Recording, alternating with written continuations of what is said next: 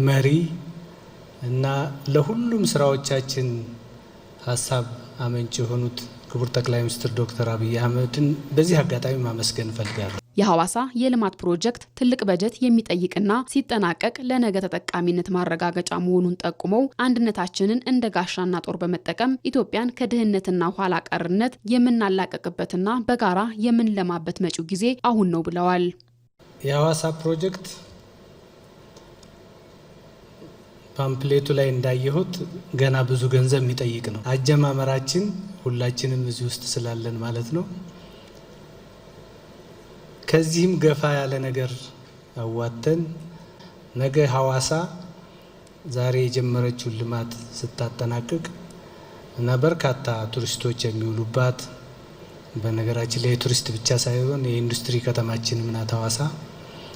ያ ሁሉ ነገር ከተከወነ በኋላ የዛሬ 20 ዓመት ሐዋሳን የሚያይ ሰው በነከሌ ጊዜ ይሄ ተዋጦ እኮ ነው ይሄ የተሰራ መባሉ አይቀርምና ሀገራችንን በጋራ ከድህነት ከኋላ ቀርነት እና ከመጥፎ ስነ ምግባሮች ተላቀን በጋራ የምናለማባት መጪው ጊዜ ብሩህ ይሆናል። የሲዳማ ክልል ርዕሰ መስተዳደር ደስታ ሊዳሞ ለአሞራ ገደል ለፍቅር ሐይቅና ለአሳ ገበያ ዘመናዊ ግንባታ ፕሮጀክት በአጋርነት ለማሳካትና ሐዋሳን የአፍሪካ የቱሪዝምና የኮንፈረንስ ማዕከል ለማድረግ በትኩረት እየተሰራ መሆኑን ገልጸዋል። ሐዋሳን በጋራ ለመገንባት የቀረበውን ጥሪ ተቀብለው በቁርጠኝነት ለሰሩና የበኩላቸውን ሚና ለተወጡም ምስጋና አቅርበዋል። ሐዋሳ ከተማ የደቡቧ ፈርጥ የሰላም ደሴት ምናልባት ሐይቅን ጨምሮ ባላት ውበት ብዙዎች የምድር ገነት ይሏታል። እዛ መጥቶ የቆየ ሰው የሕዝቡን መልካም የእንግዳ አቀባበል ሲመለከት ዳይ ቡሽ ብሎ የሚቀበል ሕዝብ ያለበት በመሆኑ የፍቅር ቤትም ትባላለች።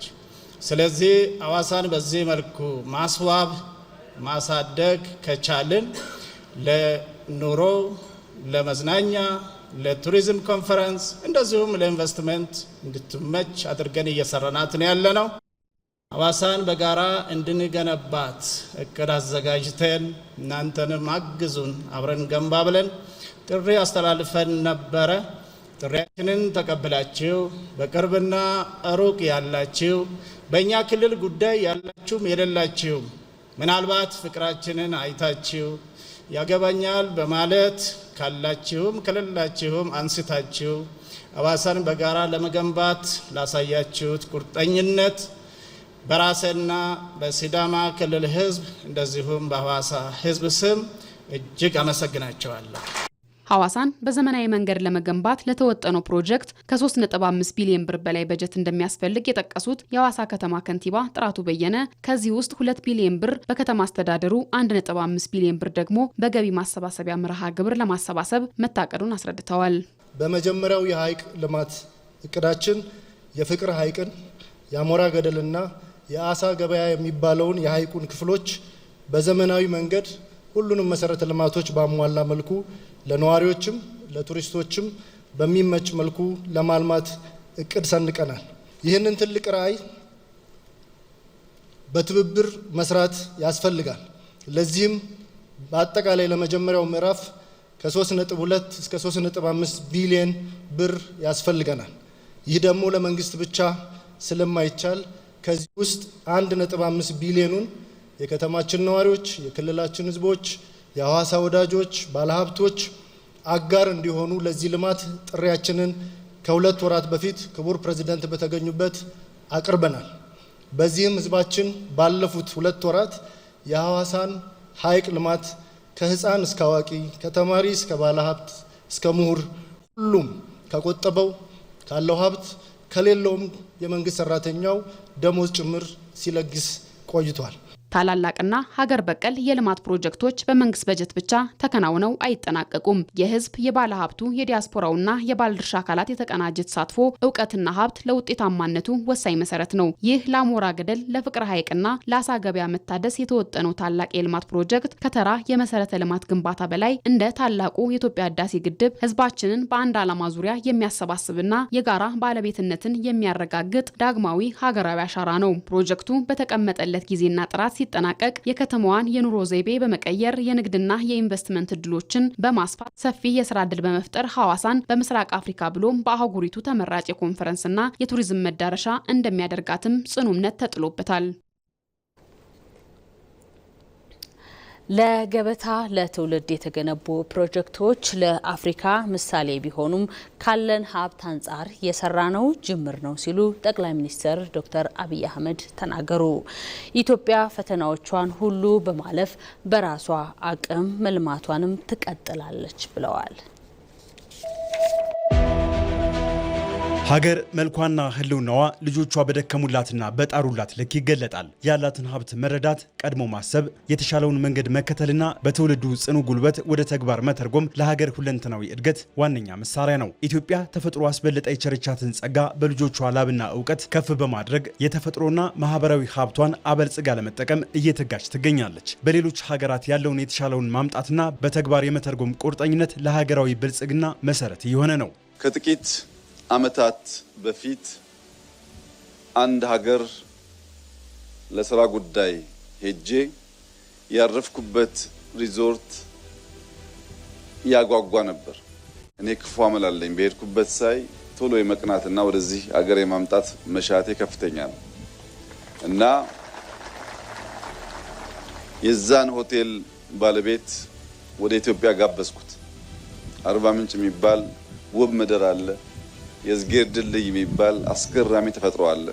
የደፈረሰውንና የጠራውን ውሃ ከፍሎ የያዘ ነጭ ሳርን ከግርጌው ያስቀመጠ ተራሮቹ ተሰናስለው የእግዚአብሔርን የእጅ ስራ በአስደናቂ ሁኔታ የሚገልጥ ቦታ አለ።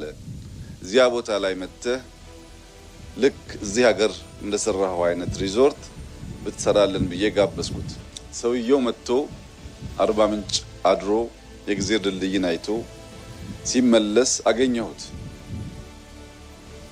እና ምኞትህ ጥሩ ነው፣ ፍላጎትህ ጥሩ ነው፣ አርባ ምንጭ ግን ለዚህ ኢንቨስትመንት አልደረሰችም ማለት።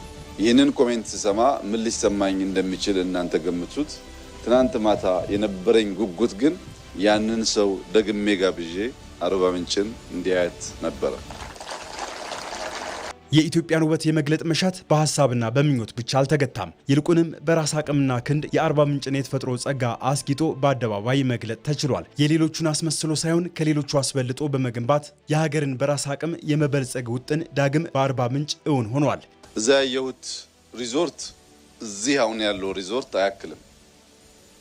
እዛ ያለው ሪዞርት ከ1000 በላይ ዘመናዊ ስብሰባ ማዕከል በተለየ ዲዛይን የተሰራ ቦታ የለውም።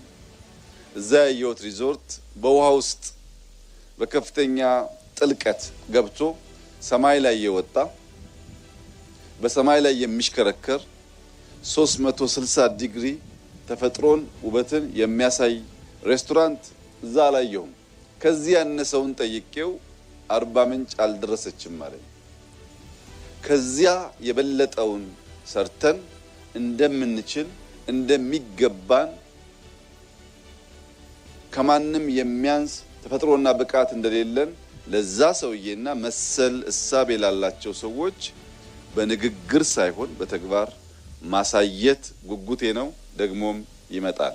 በዚህ ጽኑ መርህና መነሳሳት በየአካባቢው የተገነቡ የገበታ ፕሮጀክቶች ለኢትዮጵያ የቱሪዝም ሀብት ትንሳኤ ሆነዋል። የየአካባቢውን ተፈጥሯዊና ታሪካዊ ጸጋ ወደ ተጨባጭ የኢኮኖሚ ሀብትነት ለመለወጥ መንገድም ከፍተዋል። ዘመናትን ያስቆጠሩና በመስህብነታቸው ልዩ የሆኑ ነገር ግን መሰረተ ልማት ያልደረሳቸው የቱሪስት መዳረሻዎችና ውብ የውሃ አካላት ዛሬ ላይ ተፈጥሯዊ ለዛቸውን ሳይለቁ ውበታቸውን ይበልጥ የሚያጎሉ ዘመናዊ ማረፊያዎችና ማራኪ መዝናኛዎች ተገንብተውላቸዋል። ይህ ኢትዮጵያ ካላት ሀብት አንጻር መነሻ እንጂ መዳረሻ አይደለም።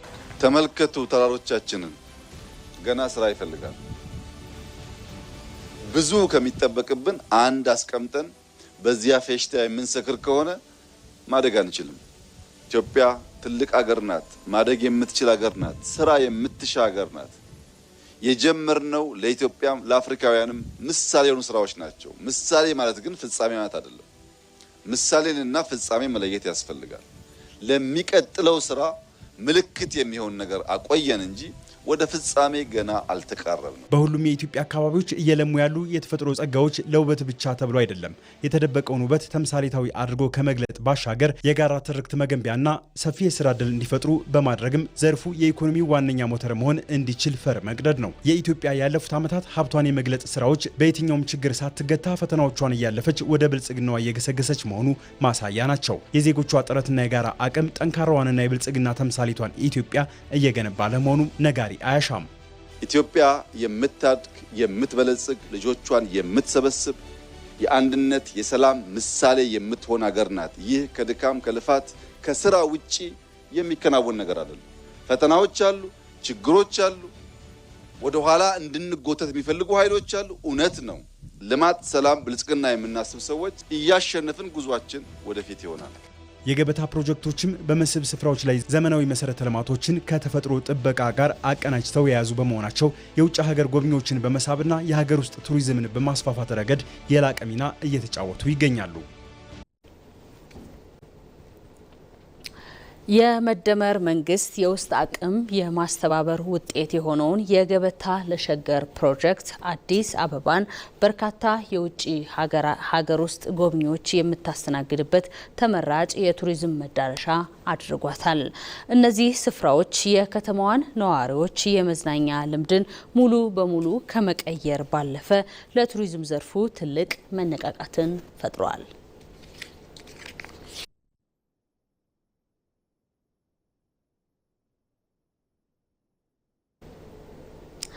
ለሀገራዊ ምክክር የተመረጡ አጀንዳዎች የኢትዮጵያን ዘላቂ ሰላምና ልማት ለማረጋገጥ አስቻይ መሆናቸውን የአሶሳ ከተማ ነዋሪዎች ገለጹ። የሚመለከታቸው አካላት በምክክሩ ሂደቱ ላይ ንቁ ተሳታፊ ማድረግ እንዳለባቸው ነዋሪዎቹ ጠቁመዋል።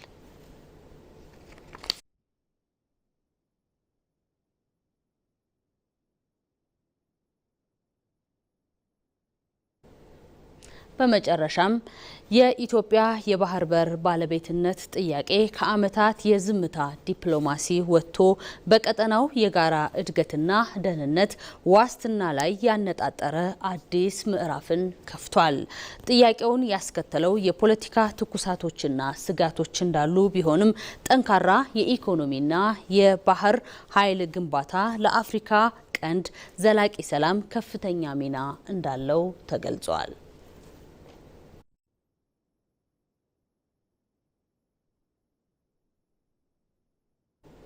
ዜናው አበቃ። ከቀሪ ፕሮግራሞቻችን ጋር መልካም ቆይታ